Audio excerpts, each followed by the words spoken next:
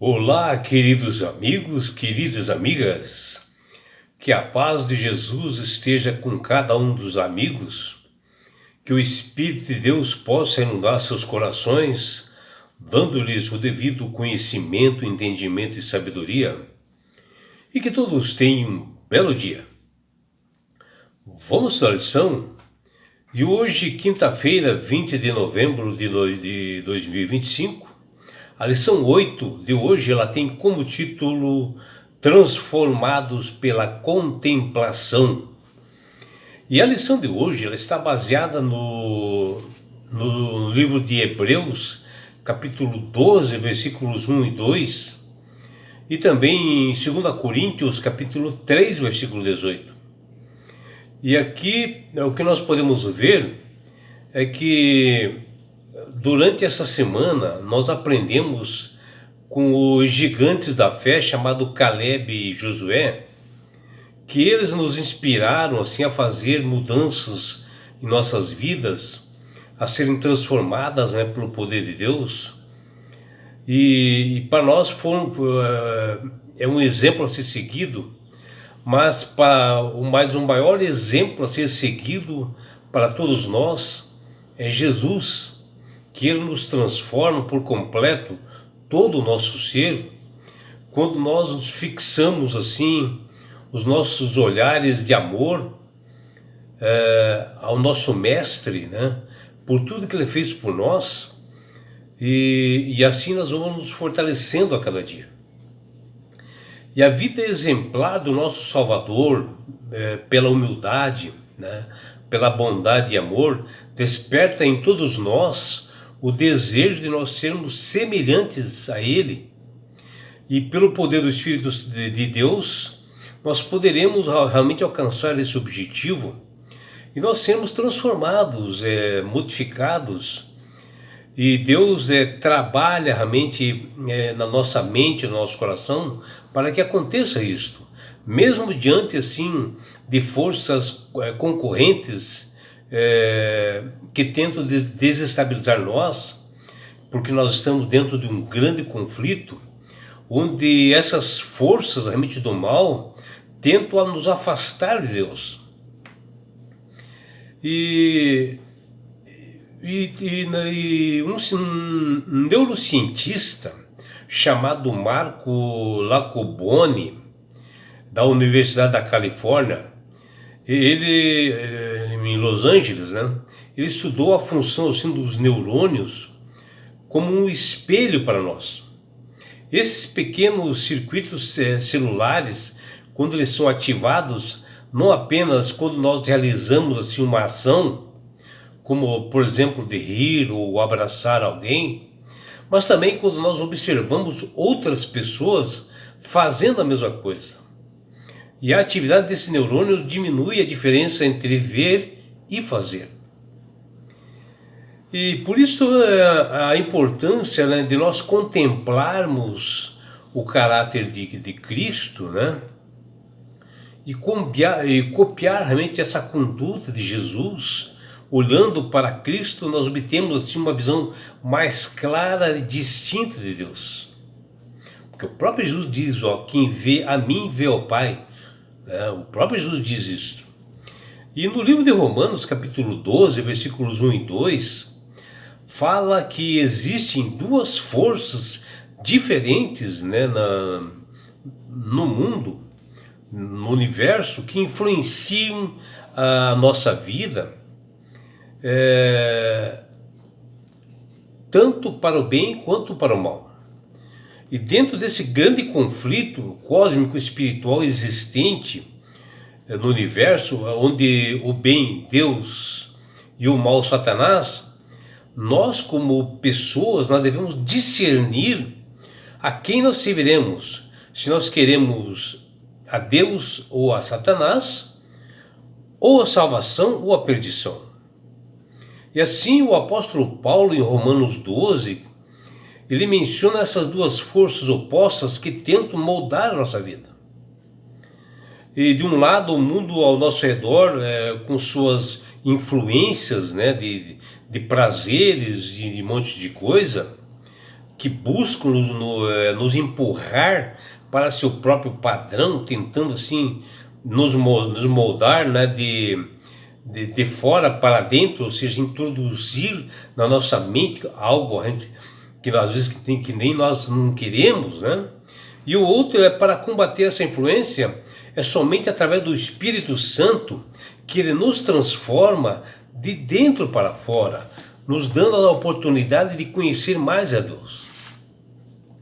E nessa semana, nós estudamos aqui no Antigo Testamento sobre dois gigantes da fé chamados Josué e Caleb, que tiveram suas vidas transformadas por Deus, porque eles se concentraram no Senhor, na sua palavra, e também a observar o seu caráter. E já no Novo Testamento, existem muitos versículos que falam de transformação, que nós podemos experimentar quando nós focamos, contemplamos o caráter de Cristo, observando realmente a sua humildade, a sua bondade, o seu amor altruísta, que desperta em nós o desejo de nós sermos semelhantes a Ele. E quando nós abrimos a nossa mente, né, o nosso coração, o Espírito Santo inunda o nosso ser e Deus trabalha para que ocorra essa mudança do nosso interior para fora, e isso é notado por outras pessoas. Quando ocorre isto, essa transformação interior, nós já não seremos mais as mesmas pessoas, porque os neurônios que são os circuitos assim, celulares, eles são ativados, né? E há uma modificação na pessoa.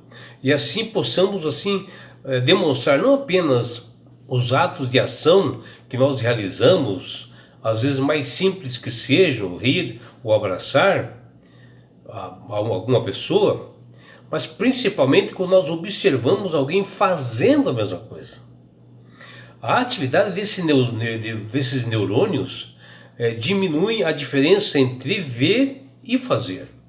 E a vida nesse mundo ela é tão curta que nós, como os cristãos, temos que buscar possuir esses bons exemplos que nós temos, não só através das Sagradas Escrituras, que tem lá em Hebreus 11, que tem lá os heróis da fé, mas como pessoas realmente que nós almejamos ser idênticas a elas, onde elas transmitem bondade e amor e que fazem o bem, enquanto essas pessoas estão conosco, né?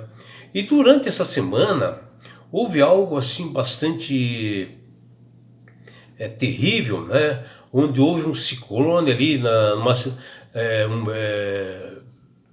verdade assim, um tornado, uma tempestade, que assolou ali a cidade de Rio Bonito do Iguaçu, no Paraná, que destruiu quase 100% da cidade.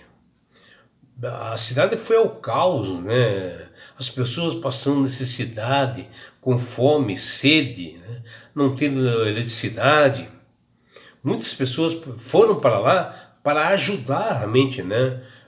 Porque elas sentem esse caráter de Jesus e essa bondade e vão lá para ajudar. E um dos casos que nós soubemos e ficou na mídia aí, é um pastor chamado João Nicolau Gonçalves, que durante a semana passou uma reportagem sobre ele trabalhando ali em Rio Bonito do Iguaçu, construindo casas, telhados, né? Ele pastor lá na mão de obra, realmente construindo, ele fazendo marmitas, distribuindo roupas aos necessitados, assim, com um sorriso largo de satisfação, porque a gente vê que realmente o Espírito de Deus estava tocando nele.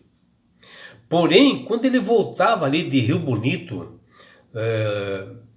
no Paraná, que ele estava indo para Curitiba, na sexta-feira, 14 de novembro, onde ele estava para o aconchego do seu lar, da sua esposa e seus filhos, ali na rodovia 277, houve uma batida entre carros e esse pastor João Nicolau, que foi um exemplo de vida para nós, através das suas atitudes, não só ali em Rio Bonito do Iguaçu, mas em várias cidades, pelo trabalho, pela disposição dele, pelo amor que ele tem para o próximo, ele acabou falecendo no acidente.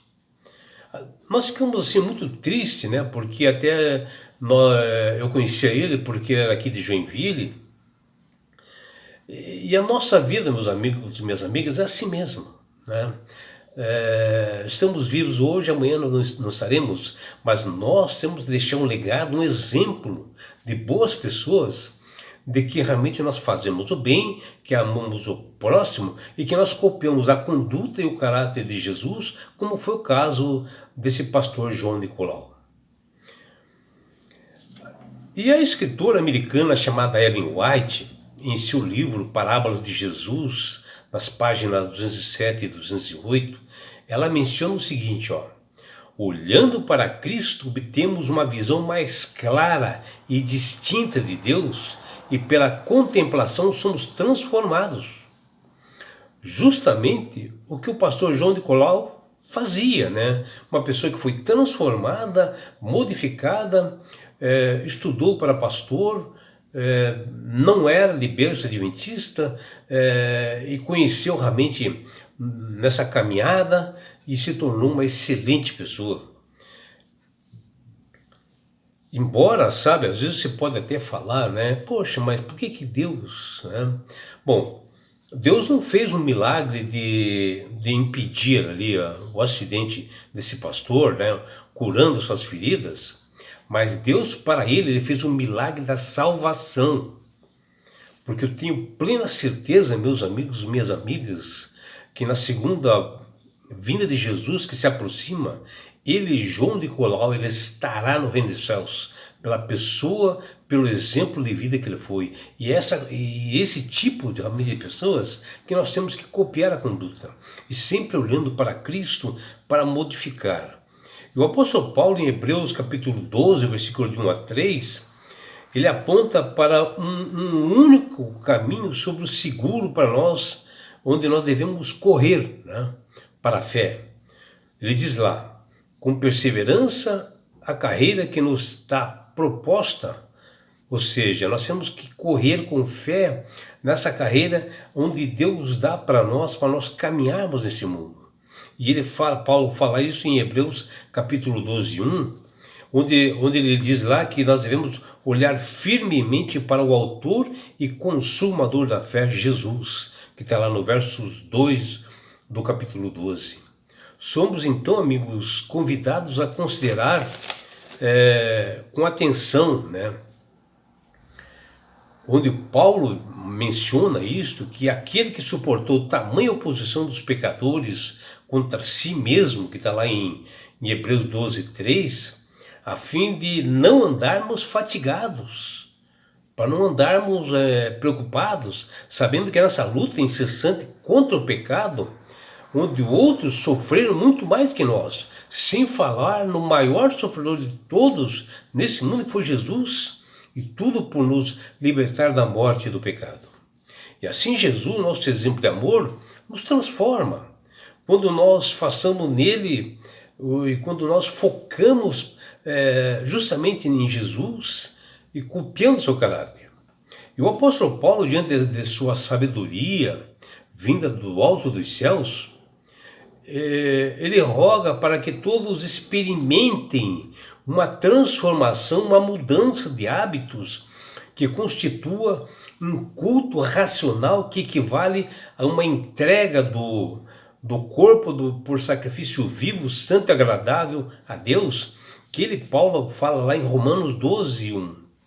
E assim fazendo a junção entre corpo e mente, o apóstolo Paulo mostrou que ambos estão inevitavelmente ligados e que não há como separá-los. Um depende do uso do outro, tem total participação no quesito adoração ao Criador do Universo.